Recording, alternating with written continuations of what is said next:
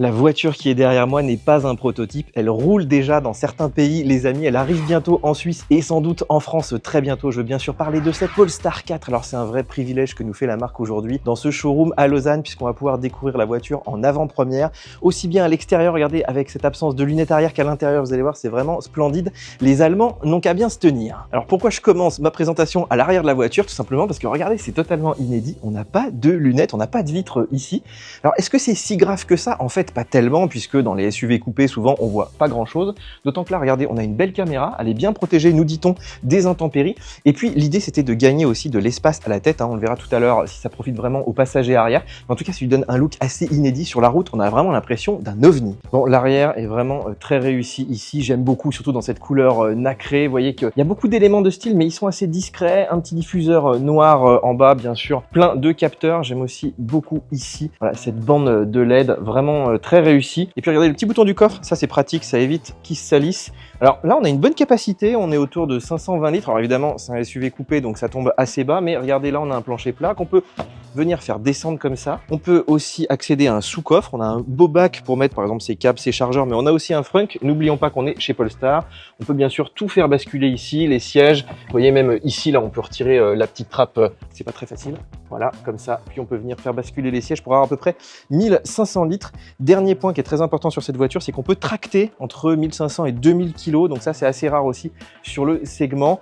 Moi, je dirais que c'est presque un sans faute. Et regardez les amis, regarde Belinda. Tu vois, même si tu ouvres le coffre, tu vois encore la caméra là. Tu vois, ça a été quand même bien pensé, l'air de rien. Grâce à ces designers comme le monsieur. On a pensé à tout. Alors on dirait pas comme ça parce qu'elle est très bien proportionnée, mais elle fait quand même 4,84 m de long. C'est beaucoup plus long que les Tesla Model 3, Tesla Model Y. Elle est aussi très large, plus de 2 mètres de large avec les rétros dépliés. Donc c'est un gros bébé quand même pour nos contrées européennes. On a 3 mètres d'empattement, ça profite vraiment aux passagers. Puis je trouve que ça assoit bien. Effectivement, les roues, très bon point aussi, c'est qu'on a quand même, regardez, pas mal de garde au sol. On est à plus de 16 cm, donc là aussi on risque de moins accrocher. Et puis c'est une voiture qui est pas très haute. Moi je fais 1m70. Regardez ici, ça c'est très très bon pour l'efficience. Bon, l'avant je l'aime beaucoup, c'est très fluide avec ses formes arrondies, vraiment cette signature lumineuse lui donne un petit côté un peu sportif, un peu berline finalement. Et puis regardez, elle est très techno cette voiture, bien sûr on a des feux matriciels, on a des caméras un petit peu partout pour la caméra notamment à 360 degrés, pour la conduite semi-autonome qui a aussi du changement de voie, bien sûr on testera ça, c'est une première chez Polestar. Et puis je voulais absolument vous montrer quelque chose, regardez, je donne 2 petits coups ici et on a accès les amis à un frunk. Alors ça permet de ranger ses câbles, même si là avec une quinzaine de litres ça risque d'être un petit peu juste, à moins d'avoir des câbles adaptés. En tout cas, c'est toujours sympa d'avoir du rangement supplémentaire. Alors, les jantes sont disponibles en 20, 21 ou 22 pouces, comme ici avec le pack performance. Alors, vous voyez qu'elles sont à moitié pleines. Ça, c'est plutôt pas mal pour l'efficience. Moi, je les trouve vraiment splendides. Vous me direz ce que vous en pensez dans les commentaires. Pack performance, donc étrier Brembo. On peut aussi faire régler le châssis. Bien sûr, ici, on n'est pas uniquement sur un SUV, on est sur un SUV sportif. Alors là-dessous, la batterie est énorme, on est à 100 kWh, hein, c'est 20 kWh de plus qu'une Tesla Model 3 grande autonomie par exemple. Par contre, l'autonomie est pas mal justement, on est autour de 600 km, alors un petit peu moins si vous prenez la version 4x4, un petit peu plus si vous prenez la version 2 roues motrices, mais l'écart est pas énorme, donc ça c'est bien pour des pays comme la Suisse où on a envie des 4 roues motrices, il y a beaucoup de neige.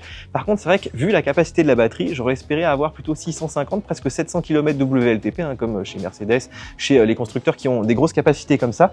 On va tester bien sûr l'efficience de cette voiture qui risque de consommer un petit peu quand même. Bon, vous le savez, les clés, c'est mon dada et ici Polestar a mis le paquet. Donc déjà, on a une clé classique sans bouton, hein, c'est un peu la mode aussi chez Volvo en ce moment. On a une petite carte comme chez Tesla, regardez, on peut la coller ici. Voilà, ça fait un bruit assez proéminent. Et puis, bien sûr, regardez, on a des poignées comme ça rétractables. Donc ça, c'est cool. Vous pouvez aussi, bien sûr, les ouvrir avec le doigt. Et puis, on a bien sûr la clé sur smartphone, comme sur toutes les Polestar.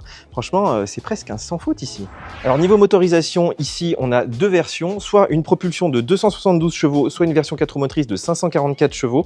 On est à 343 Nm de couple ou 686 sur la version 4x4. Le 0 à 100 est abattu, les amis, en 3 secondes 8 ou 7 secondes 1 sur la propulsion. C'est quand même une voiture assez lourde, donc c'est vraiment pas mal. La VMAX 200 km/h, c'est assez rare sur l'électrique, donc oui, on est sur une vraie sportive. Alors ici, on est à 200 kW pour la recharge rapide, donc ce qui est vraiment pas mal puisque ça permet de faire le 10-80% en 30 minutes. Et quand on connaît la taille de la batterie, même si on n'est pas en 800 volts, franchement, c'est pas mal du tout. Par contre, en courant alternatif, on est qu'en 11 kW. Moi, j'aurais préféré du 22, surtout avec une grosse batterie comme ça, parce qu'il va falloir vraiment une bonne grosse nuit pour charger la voiture ici. Alors avec une option, on a quand même du 22 kW, mais ce sera dans un pack supplémentaire. Donc ça, je vous conseille vraiment de le prendre parce que sinon, les charges vont être vraiment très lentes. Après, vous voyez, la trappe, elle est à l'arrière gauche, comme chez Tesla, donc on peut aller sur les superchargeurs sans gêner tout le monde. Dernier point que j'adore, regardez, la trappe est électrique. Et oui, moi qui oublie souvent de les fermer, c'est idéal. Bon, je vous emmène à l'arrière de cette Polestar 4. Alors déjà, regardez ici, on n'a pas de montant, c'est assez sympa. La porte s'ouvre vraiment très bien. Et puis, bien sûr, écoutez les amis, avec une longueur pareille, on s'attend à avoir de la place. Et là, on n'est pas déçu. Bon, déjà, je suis super bien installé ici. Les fauteuils sont très confortables. Tout est en matériaux recyclés, évidemment. Beaucoup d'espace aux jambes. On nous a pas menti, j'ai vraiment beaucoup d'espace à la tête. Bon, moi, je suis 1m70, mais là, même quelqu'un qui fait 1m85, comme mon ami Julien, auront aucun souci. Grande visibilité, beaucoup de lumière dans l'habitacle, notamment grâce à ce toit panoramique. Alors, il n'y a pas de Vélum, par contre, l'été, bon, ça risque de chauffer un petit peu. D'ailleurs, regardez ici, on a de la climatisation, on en a aussi sur les côtés. On a un petit écran, d'ailleurs, pour régler. Regardez, on a ici les sièges qui sont évidemment chauffants. On a aussi tous les réglages de clim. On peut même régler la musique ici. Deux prises USB-C par là. Et puis, regardez, alors, je vais essayer de tirer la coudoir sans tout casser. Ici, on a un accoudoir avec une petite zone pour mettre son téléphone. Regardez-moi ces petits porte-gobelets là, détachables. Par contre, il faut des gobelets qui tiennent. Hein. Des boutons, regardez, la banquette ici est électrique. Donc, on peut coucher un petit peu le dossier. Vraiment, c'est royal.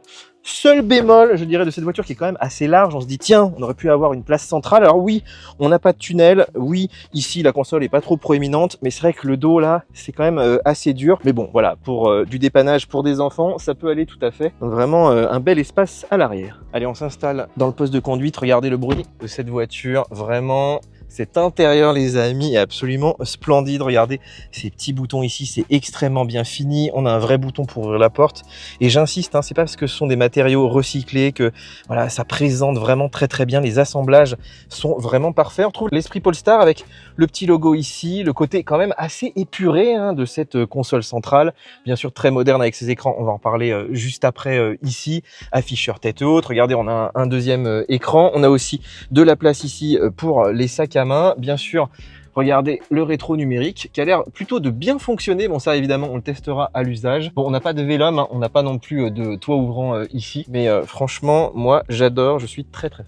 Alors vous voyez ici, on a les mêmes commodos que chez Tesla, chez Mercedes, c'est du classique chez Polestar. Les petits boutons pour la conduite semi-autonome, ici pour les réglages de l'écran bien sûr. D'ailleurs regardez l'écran, la lisibilité, moi j'adore, j'ai toujours été très fan de ces écrans de Polestar. Bon évidemment on les testera sur la route, mais en tout cas je trouve que c'est à la bonne taille. Puis regardez, peu importe où vous êtes, vous les voyez tout le temps. Alors regardez ici, donc là on a une zone de charge sans fil, mais je la trouve quand même assez coincée. Ça c'est un peu dommage de ne pas en avoir deux. Bon après c'est pour le style général j'imagine. Donc ici le petit bouton pour le volume, ça c'est vraiment pratique notamment pour le passager, double porte-gobelet. Je vous ouvre ici, regardez, on a deux prises USB, on a quand même pas mal de rangement, c'est relativement profond. Et puis là on a un bel espace en dessous, donc pour mettre par exemple ses clés, son sac à main. Donc c'est ce qu'on appelle une console flottante, c'est très moderne.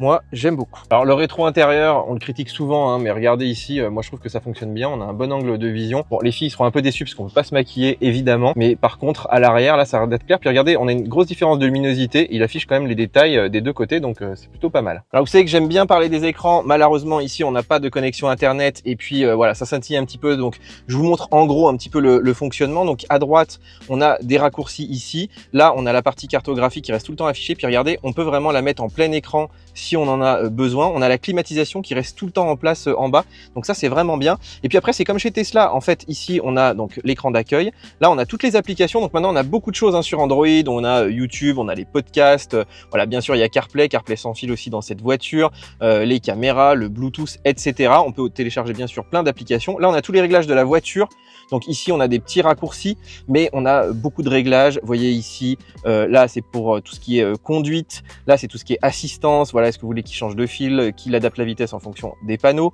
pour la charge, pour régler les niveaux de charge, l'ampérage aussi bien sûr, les préférences audio, vous voyez qu'on a vraiment beaucoup de réglages, ça c'est assez cool. On a des vrais égaliseurs ici, il y en a qui vont adorer. Alors là on a tous les réglages extérieurs, notamment au niveau des phares, bien sûr si vous les laissez allumer ou pas. Regardez ici les phares automatiques, on a des feux Matrix bien sûr sur cette voiture. Alors on a aussi tous les réglages intérieurs avec les rétroviseurs, bien sûr la hauteur du volant, tout ce qui est siège, vous voyez qu'on a aussi beaucoup de réglages, tout ce qui est évidemment petite ambiance avec les petites lumières, vous voyez qu'on a des petites LED là-bas qu'on peut régler évidemment.